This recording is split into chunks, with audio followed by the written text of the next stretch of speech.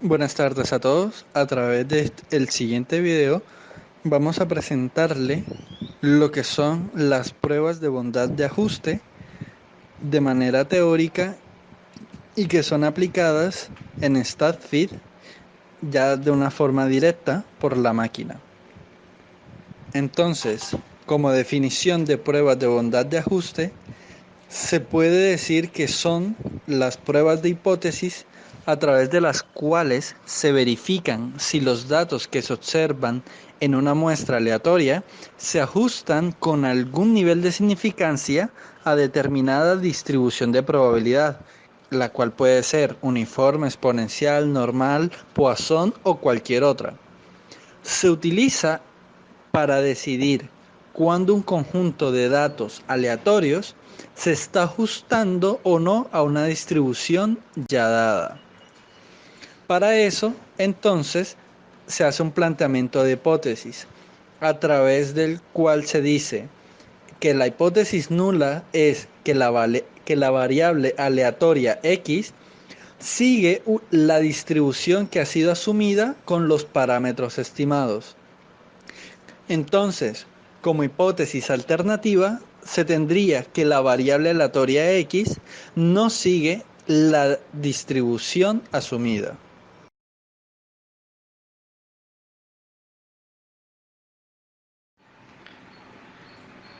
La prueba de bondad de ajuste chi cuadrado es una prueba a través de la cual se va a comparar las frecuencias de un grupo de números aleatorios con tal de comprobar su distribución y verificar si esta es parecida o no a una distribución teórica ya asumida previamente, para lo cual se va a demostrar a través del siguiente ejercicio, en el cual hay un número de plantas observadas, hay una frecuencia observada por cada número de plantas, va a existir un P sub i, que es la probabilidad para cada una de las frecuencias observadas, y esta se va a calcular por medio de la función de distribución ya dada previamente para el ejercicio. En este caso sería la función de la distribución de Poisson. Después viene sub i, que viene siendo la frecuencia esperada y que se calcula por medio de la muestra multiplicada por P sub i. En esta nueva tabla se observa que está reducido a 5 el número de clases por cada número de plantas observadas. Esto se debe a que en la frecuencia esperada no es mayor que 5 en las 3 últimas clases, por lo cual se suma y va a quedar una frecuencia observada que es igual a la suma de las frecuencias observadas por las últimas 3 clases. Igual se aplica para el P sub i y para la frecuencia esperada. Después de esto, se procede a sumar y a corroborar entonces que se cumpla la regla que es mayor a 5. Luego se aplica el estadístico de prueba de chi cuadrado para cada una de las clases, incluyendo la clase que se conforma por el número de plantas observadas sumadas. Después de esto se hace la suma de todos los estadísticos de pruebas por cada una de las clases, y este va a ser el estadístico de prueba de la distribución o de los números aleatorios. Se procede a calcular el estadístico de prueba teórico de chi cuadrado por medio de la función inversa de chi cuadrado, donde se va a escribir el nivel de significancia, cierto, que para este caso sería la proporción, que sería 95%, y los grados de libertad, que sería 3. Al comparar esto, entonces se procede a verificar si la prueba es aceptada o es rechazada, para lo cual el estadístico de prueba teórico tiene que ser mayor que el estadístico de prueba hallado. En este caso, al realizar la comparación, se escribe que si esto se da, se acepta la prueba y si no, que se rechaza en caso tal de que el estético prueba hallado sea mayor que el teórico. El resultado final entonces, para este ejemplo, va a ser que efectivamente va a ser aceptada la hipótesis nula, es decir, que el número de plantas observadas sí sigue una distribución de Poisson.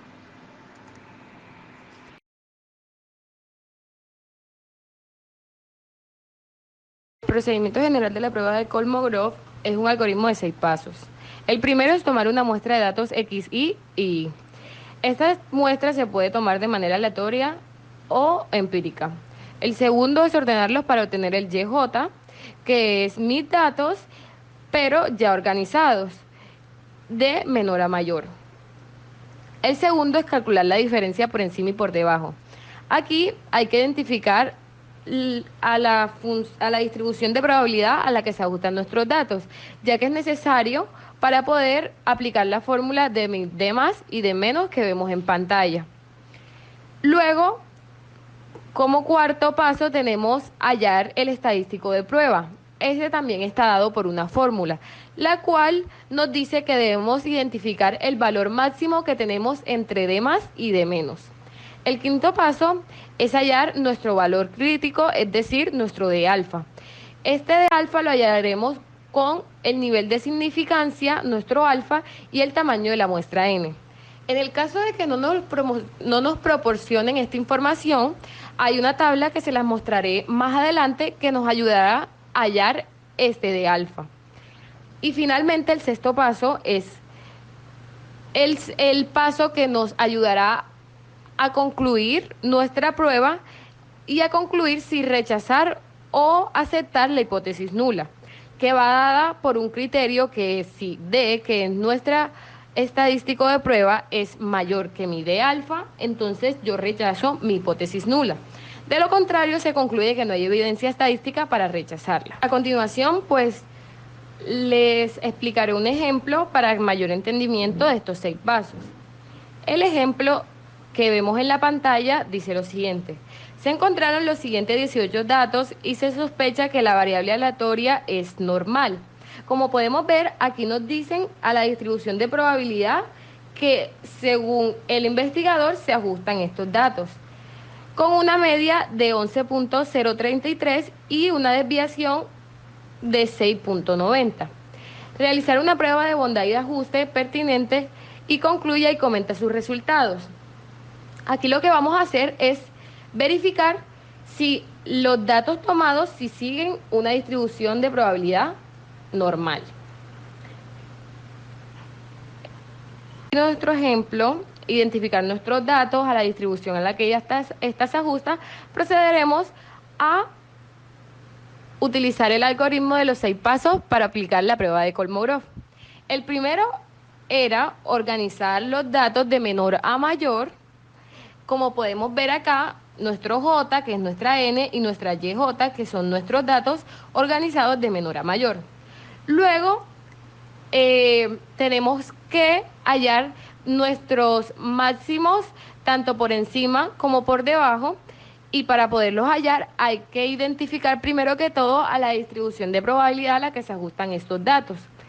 Según el problema ya planteado del ejemplo, nos dicen que estos datos siguen una distribución de probabilidad normal.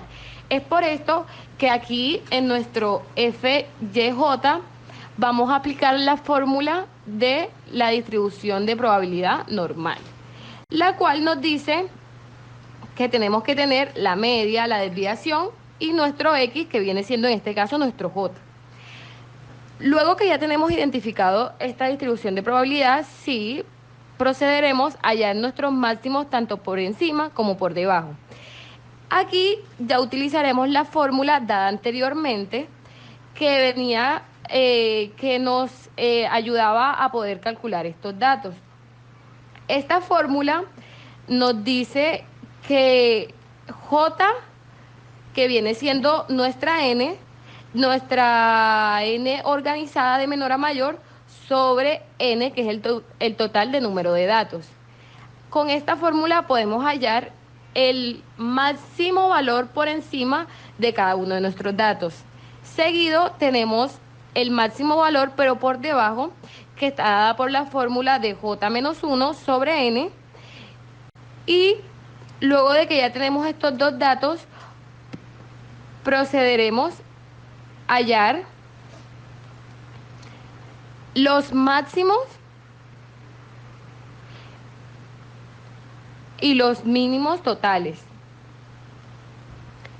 Luego de que ya tenemos nuestros máximos y nuestros mínimos totales, lo que haremos es pasar al paso en donde tenemos que hallar nuestro D, que viene siendo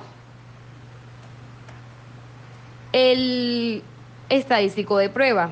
Recordemos que este estadístico de prueba tenemos que hallar el valor máximo que hay entre D más y D menos.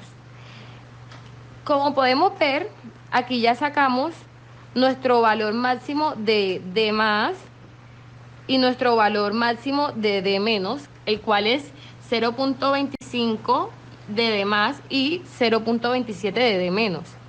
Entre estos dos valores vamos a escoger el mayor y de esta forma ya tendremos nuestro estadístico de prueba. Todo esto ya hallar nuestro D alfa. Recordemos que les dije que para poder hallar el D alfa hay que tener el valor de el nivel de significancia y el tamaño de muestra n. El tamaño de muestra n ya lo tenemos, que es 18 porque fueron 18 datos tomados, pero el valor de significancia acá no nos los proporciona. Para esto hay una tabla que es la tabla de valores de cuantiles superiores de la distribución de estadística de Kolmogorov. Esta gráfica nos va a dar en el extremo superior el nivel de significancia y de manera horizontal en el extremo izquierdo nos va a dar n, que es el número de datos tomados. Como en este caso son 18 datos tomados y vamos a tomar como un nivel de significancia 0.5, que es lo más recomendable para una prueba estadística, tenemos una conclusión que nuestro D alfa viene siendo 0.30. De esta forma podemos hallar nuestro D alfa cuando no nos lo den. Luego de esto vamos a aplicar el sexto paso y como último, que es identificar si D, que es nuestro estadístico de prueba, es mayor que mi D alfa. Entonces se procede a rechazar la hipótesis nula. De lo contrario, no se rechaza porque no hay ninguna prueba estadística que nos permita rechazarla. Pues en este caso sabemos que la hipótesis nula no se debe de rechazar porque mi D es menor que mi D alfa. Gracias.